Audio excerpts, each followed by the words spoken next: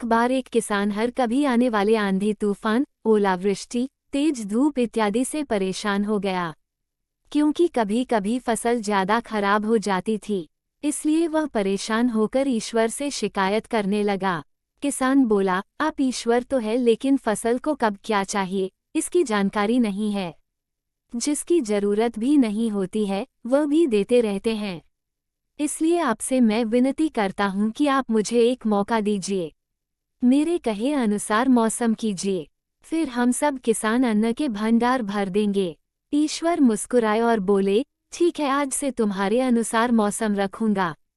किसान खुश हो गया। किसान ने अगली फसल में गेहूं की बुवाई की। उसने जब चाहा तब धूप मिली, उसने जब चाहा पानी मिला, पानी की तो उसने बिल्कुल कमी नहीं आने दी। आंधी, बाढ़ और तेज धूप तो उसने आने ही नहीं दी। समय बीतने पर फसल बड़ी हुई। किसान भी बहुत खुश हुआ कि इस बार शानदार फसल दिख रही है।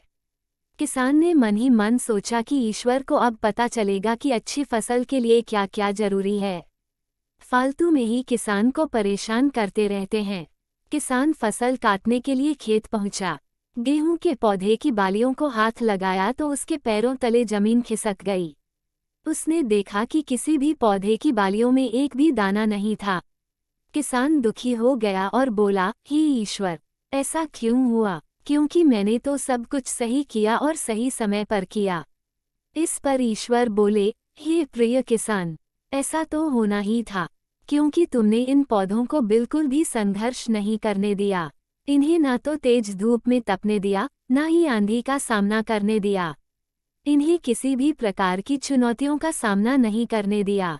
इसलिए बाहर से भले ही अच्छे दिख रहे हो लेकिन ये अंदर से बिल्कुल खोखले हैं, इनके अंदर कुछ भी दाने नहीं।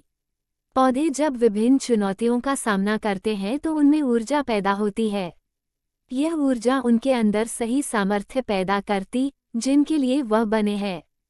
दोस्तों, ठीक इसी प्रकार जब तक इंसान संघर्ष से नहीं गुजरता है, वह आदमी खोखला रह जाता है। जीवन की चुनौतियां ही उसके लिए उन्नति के नए रास्ते खोल देती हैं और आदमी को मजबूत और